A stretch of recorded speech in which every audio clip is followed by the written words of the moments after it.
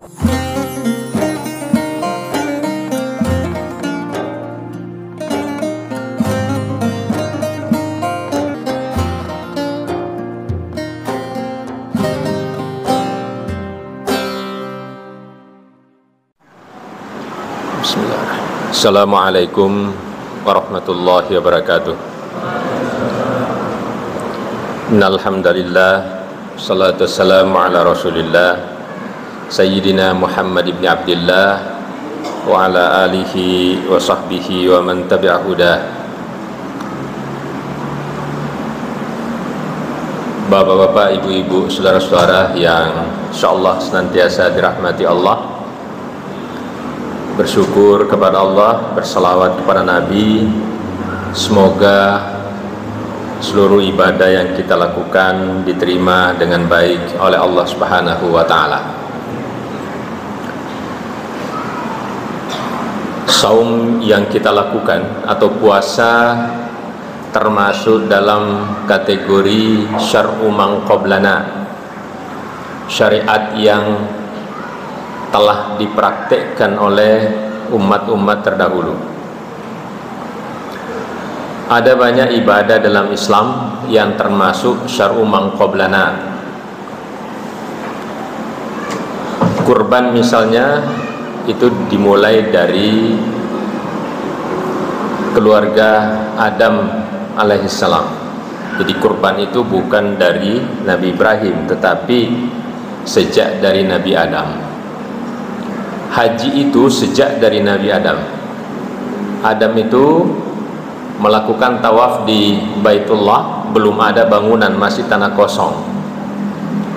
Yang di dalam Al-Quran disebutkan, inna awwala baiti wudi'a lin-nasi lalladzi bi Bakkata mubarakan, dan seterusnya, sebagai tempat suci pertama yang dibangun oleh Allah di bumi ini adalah di Ka'bah yang kita kenal hari ini.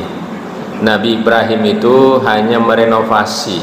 Jadi waktu Nabi Nuh itu diberi batu, onggokan batu, tapi pada saat terjadi banjir besar, batunya itu bergeser dan hilang, sehingga Nabi Ibrahim datang kemudian diminta untuk membangun, menegakkan bangunan Ka'bah. Sujud ruku itu sudah ada, bahkan sebelum manusia berada di bumi, perintah sujud itu sudah ada. Dalam Al-Quran kita temukan banyak ayat yang memerintahkan semua penghuni surga untuk bersujud atas penciptaan Adam. Semua bersujud, illa iblis aba wastakbar, kecuali iblis yang tidak mau karena merasa sombong. Puasa juga begitu. Nabi Adam itu sudah berpuasa, tapi karena waktu itu belum ada nama-nama bulan, mereka keluarga Adam ini berpuasa ketika malam hari mereka melihat bulan purnama, ya, esoknya mereka berpuasa. Jadi keluarga Nabi Adam itu berpuasa 3 hari setiap bulan, tanggal 13, 14, 15 ketika bulan purnama, yang kita kenal dalam Islam itu dengan puasa putih, ayyamul bid, dan sunnah bagi umat Muhammad. Tapi bagi umat atau Adam, Idris, Nuh, itu mereka wajib itu 3 hari setiap bulan. Jadi ada 36 hari dalam setahun, setiap bulan. Nabiullah Daud alaihissalam itu puasa, sehari puasa, sehari tidak, sehari puasa, sehari tidak. Itu terus begitu. Nabi Musa puasanya 40 hari. Sebelum menerima the Ten Commandments, 10 perintah Tuhan, Musa diwajibkan puasa 40 hari di Bukit Sinai, Turi Sina, ya, wattini wazzaitun wa turi sinin. Itu Nabi Musa. Waktunya juga berbeda. Nabi Adam itu puasa pada Isya menjelang tengah malam, sampai Isya kembali. Jadi hampir 24 jam. Kita diwajibkan di bulan ke-9, bulan Ramadan. 30 hari, bukan 30 hari, 1 bulan, karena bisa 29, bisa juga 30 hari. Nah, insya Allah nanti kita Idul Fitri itu tanggal 10, mudah-mudahan tidak ada perbedaan. Tahun ini untuk Idul Fitrinya insya Allah sama, karena posisi bulan pada saat itu sudah tinggi, ada 5 derajat, sehingga tidak ada perbedaan insya Allah. Hadirin yang mulia, kalau ada ibadah yang disebut syar'u man qablana, yang dilakukan oleh umat-umat terdahulu, pastilah ibadah itu sangat-sangat bermanfaat bagi kehidupan manusia, karena semuanya disuruh melakukan itu, termasuk saum tadi.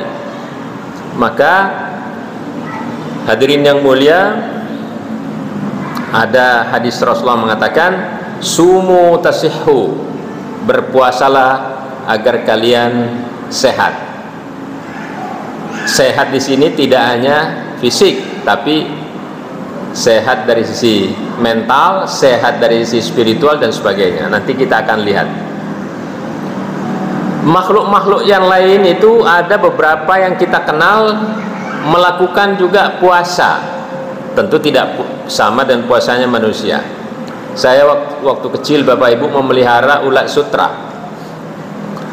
Jadi tahu betul ulat sutra itu ada masanya mereka berpuasa dalam siklus kehidupannya 4 kali. Setiap kali puasa itu 4 hari. Kalau waktunya tiba, ulat sutra itu mendongakkan kepalanya, tidak bergerak sama sekali, mesti dikasih daun murbei, ya makanan sehari-harinya itu, dia tidak akan makan 4 hari, jadi 16 hari dalam siklus kehidupannya itu. Kalau ulat sutra itu tidak melakukan itu, dia tidak akan menghasilkan benang sutra yang mahal. Dia harus lakukan itu. Ayam betina itu ketika sudah bertelur, dia mengerami telurnya itu 21 hari. Selama 21 hari itu hampir tidak makan, minum. Hanya sekali 2 kali turun sebentar, kemudian kembali lagi mengerami telurnya selama 21 hari. Kalau dia tidak lakukan itu, tidak menetas telur-telur itu, maka hadirin yang mulia, salah satu syar'u man qablana tadi, syariat yang sudah diberikan kepada umat-umat terdahulu itu adalah puasa, karena bisa banyak manfaatnya dalam kehidupan. Salah satu diantaranya tadi untuk kesehatan. Sudah berbagai penelitian dilakukan, tidak hanya orang muslim tapi termasuk orang-orang non muslim, para saintis yang menyebutkan bahwa puasa itu adalah detoksifikasi. Dia akan mengeluarkan racun-racun di dalam tubuh kita, menghasilkan banyak sel-sel darah putih yang bisa melawan berbagai macam penyakit yang masuk ke dalam tubuh kita. Bahkan kita tahu, Bapak Ibu, saudara-saudara yang biasa mengambil darah karena mau mengukur gula darahnya, itu kita disuruh untuk berpuasa 10-12 jam. Orang mau operasi tertentu disuruh dulu berpuasa. Kenapa? Karena punya manfaat dari sisi fisik. Dari sisi mental, ya Bapak Ibu, WHO, Badan Kesehatan Dunia, itu menetapkan standar sehat itu. Apa yang disebut sehat? Sehat itu menurut WHO ada 3 kriteria: sehat jasmani, sehat rohani atau sehat mental, dan sehat secara sosial.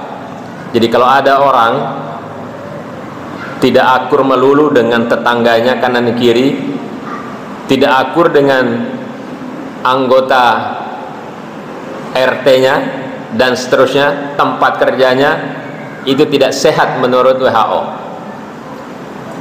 3. Tetapi dalam Islam tidak cukup dengan 3 itu, mesti ada 5. Selain sehat jasmani, sehat rohani atau mental, sehat sosial, sehat spiritual, dan sehat secara finansial. Saum mengajarkan untuk semuanya itu dalam rangka kita sehat dari berbagai aspek itu. Apa aspek mentalnya? Saum mengajarkan kita untuk pengendalian diri, mengendalikan diri dari emosi, dari amarah, dari hasad, dari penyakit-penyakit hati, dari ghibah, namimah dan sebagainya. Kita diminta mengendalikan diri, tidak makan minum dari terbit fajar sampai terbenam matahari. Yang halal saja diminta kita untuk menjauhi pada saat kita saum, apalagi yang haram. Yang halal saja bisa kita kendalikan, tidak makan minum, padahal halal sebenarnya awalnya ya, tapi karena dalam rangka puasa kita bisa mengendalikan diri untuk itu. Yang halal saja kita bisa mengendalikan, apalagi yang haram. Jadi pengaruh saum itu dalam kehidupan hadirin yang mulia itu bisa dilihat dari perilaku kita.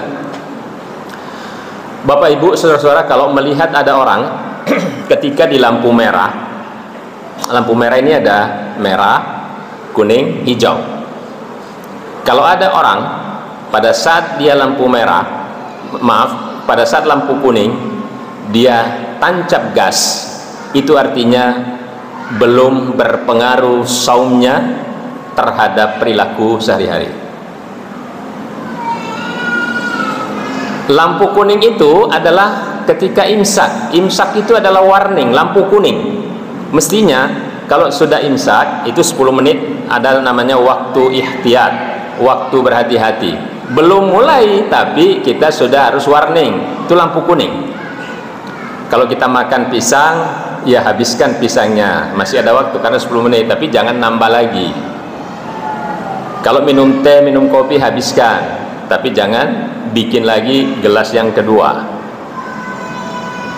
Nah, mestinya pada saat lampu kuning kita ngerem untuk siap-siap berhenti. Pada saat lampu merah stop sama sekali. Pada saat mulai terbit fajar, sudah mulai azan subuh, itu sudah lampu merah ya. Sama sekali kita tidak boleh makan dan minum. Pada saat lampu hijau itu maghrib. Pada saat maghrib sudah lampu hijau, jangan ditunda-tunda. Itu sebabnya penting kita melakukan yang namanya takjilus iftar, takjil. Jadi takjil itu sebetulnya Bapak Ibu bukan kue ya. Takjil itu artinya menyegerakan. Tapi banyak orang kalau mau membawa kue-kue untuk berbuka puasa, dia bilangnya saya akan membawa takjil. Ya, tapi nggak apa-apa. Kadang-kadang bahasa itu salah, tapi kalau sudah dimengerti, difahami orang banyak, jadi benar. Jadi takjil itu artinya menyegerakan. Sama dengan tadi, pada saat lampu merah di jalanan, mesti kita bergegas itu. Tidak boleh, saya mau baca WA dulu. Ada orang, sudah maghrib, saya masih tahan sejam 2 jam lagi. Nggak bisa. Kita harus takjil, harus menyegerakan. Nah, itu adalah sehat secara mental. Dia bisa mengendalikan diri, mengendalikan emosi. Ada hadis mengatakan, kalau Anda puasa, Anda dihardik orang lain, katakan inni shaim, saya sedang puasa. Oke, baik. Yang ketiga, sehat secara sosial. Puasa mengajarkan kita untuk berbagi dengan orang lain. Sehat secara sosial. Ada kewajiban zakatul fitr. Ini juga sama ini, bahasa Indonesianya itu zakat fitrah. Kalau bahasa Arabnya itu zakatul fitri, ya, Idul Fitri, zakatul fitri. Tapi bahasa Indonesia kita mengatakan zakat fitrah, sudah nggak apa-apa. Kita juga mengatakan zakat fitrah. Itu adanya di bulan Ramadan, kewajibannya di bulan Ramadan. Bahkan ada satu hadis mengatakan puasa yang kita lakukan di bulan Ramadan tidak sempurna jika kita belum mengeluarkan zakat fitrah. 2,5 kilogram itu simbolnya minimal. Ya, tentu kita prihatin kalau ada orang nih jalan besar depan masjid kita pakai mobil mewah, mampir ke panitia zakat di masjid, membayar zakat fitrah. Yang dia bayar cuma 2,5 kilogram itu saja. Sayang sekali.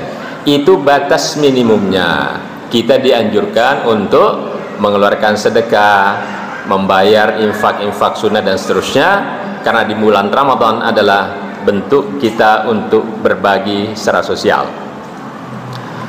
Memberi iftar, memberi makan, manfaat para shaiman dan seterusnya. Siapa yang memberikan iftar kepada seorang yang saum, maka dia akan mendapat pahala sama dengan pahala puasa orang yang berpuasa, min ghairi ayyang qusa, dan tidak dikurangi pahalanya orang yang diberi iftar itu, diberi makan. Bagaimana Pak kalau ternyata yang datang ke masjid berbuka itu ternyata orang yang tidak puasa? Tetap ada husnuzon di dalam ajaran Islam. Kita tetap harus berhusnuzon bahwa semua yang datang itu adalah orang shaim. Bahwa ternyata dia tidak puasa juga tidak masalah, Allah tetap memberikan pahala sebagaimana pahala orang yang puasa itu. Jadi tidak perlu nanti pengurus masjid, misalnya satpam itu menunggu di pintu masjid, mungkin ada semacam alat kayak termogan waktu Covid kemarin itu untuk mengukur puasa apa tidak gitu.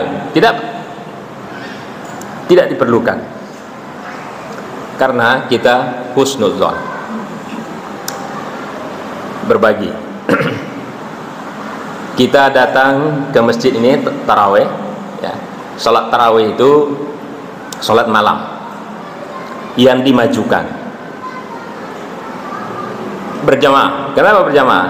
Karena dianjurkan untuk tetap bersosialisasi. Kita ketemu dengan handai tolan, ketemu dengan sahabat, ketemu dengan tetangga, dengan salat malam yang berjamaah disebut taraweh.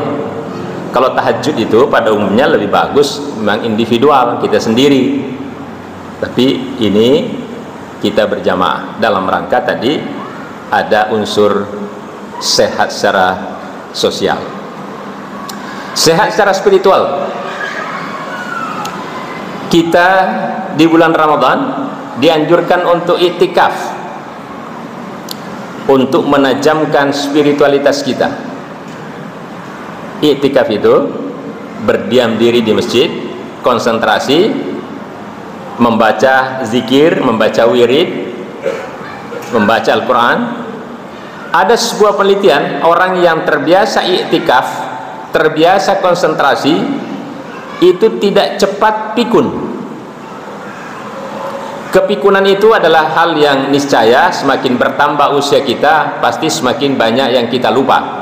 Tapi ada orang yang terlalu cepat amnesia, dan orang yang terbiasa konsentrasi, terbiasa zikir, terbiasa iktikaf, itu bisa memperlambat masa amnesianya itu, masa pikunnya itu. Tadarus, kita dianjurkan membaca Al-Quran, itu dalam rangka spiritualitas, sehat secara spiritual. Dan ibadah-ibadah yang lain, kita menyebut kalimat-kalimat thayyibah dan seterusnya. Iktikaf itu tidak mesti harus dari mulai ba'da isya sampai subuh. Boleh jadi ada yang hanya bisa 5 menit, 10 menit stay di masjid sepanjang ada wudhu. Tentu lebih baik kalau ada yang bisa lebih panjang, tapi tidak mesti. Mungkin hanya semenit 2 menit, tapi niatkan iktikaf. Itu adalah bagian dari latihan kita untuk konsentrasi yang dalam rangka meningkatkan spiritualitas. Yang terakhir, Sehat secara finansial. Apa yang disebut sehat secara finansial? Sehat secara finansial adalah orang yang bisa balance antara pemasukan dengan pengeluarannya, pendapatan dan pengeluarannya itu berimbang. Sehat secara finansial. Jadi bukan dilihat dari jumlahnya, kekayaannya melimpah, bukan. Kata Rasul, laisal ghina an kathratil arad walakinnal ghina ghinan nafs. Bukan yang disebut kaya itu orang yang punya harta benda melimpah, tetapi mereka yang memiliki kekayaan jiwa, yang bisa balance antara yang masuk dengan yang keluar. Itu sebabnya hadirin yang mulia, Ramadan ini tidak menganjurkan kita untuk jor-joran belanja makan mewah. Malam ini ayam panggang, nanti sahur steak salmon, besok lagi apa lagi. Tidak begitu, biasa saja. Tidak mesti harus punya baju baru, ya. Laisal aid man labisal jadid. Bukan yang disebut orang berhari raya orang yang berpakaian baru, tetapi orang yang disebut berhari raya adalah mereka yang seperti lahir baru karena dosa-dosanya diampuni oleh Allah Subhanahu wa taala. Jadi jangan kita pamerkan baju baru seragam antara kakek sampai cucu sama semua. Kalau pemasukannya ada, oke, tidak masalah. Yang menjadi tidak sehat itu ketika masuknya kecil, keluarnya besar. Itu yang masalah. Maka hadirin yang mulia, itu falsafah lingkaran itu patut kita camkan. Lingkaran besar dengan lingkaran kecil itu, luas jari-jarinya itu sama. Lingkaran besar itu 360 derajat. Lingkaran kecil juga sama 360 derajat. Maknanya apa? Yang dilihat oleh Allah adalah keberkahannya, bukan dari besarnya. Sepanjang kita bisa balance antara yang masuk dengan yang keluar, maka kita sehat secara finansial. Dan tentu semua sudah dibersihkan, karena Allah mengajarkan kita lewat pengalaman sehari-hari. Tidak usah jauh-jauh, kalau kita makan buah, hadirin yang mulia, itu tidak semua buah itu bulat-bulat kita makan. Diajarkan oleh Allah, itu katakanlah makan mangga, itu kulitnya itu bukan memang bagian untuk manusia, itu bagian untuk mikroba itu, maka kulitnya dibuang, bijinya jangan dimakan. Apalagi durian, anggur, tangkainya nggak dimakan. Maknanya apa? Dalam kehidupan ini, setiap harta yang kita dapatkan itu selalu ada milik orang lain, milik makhluk lain yang melekat di situ. Maka kita harus bersihkan. Semakin kita sering bersihkan, semakin suci juga harta yang kita miliki itu. Kalau ada sumur, hadirin yang mulia, sumur kita di kampung itu sumur yang digali, ya, pakai timba. Kalau ada sumur tidak pernah diambil airnya, pastikan bahwa sumur itu kotor. Tapi kalau ada sumur, setiap saat diambil airnya, diambil sama tetangga, dimanfaatkan untuk berbagai keperluan, maka pastikan sumur itu, air sumur itu akan bersih. Hadirin yang mulia, Ramadan mengajarkan kita untuk sehat jasmani, sehat rohani, sehat sosial, sehat spiritual, dan sehat secara finansial. Terima kasih. Wassalamualaikum warahmatullahi wabarakatuh.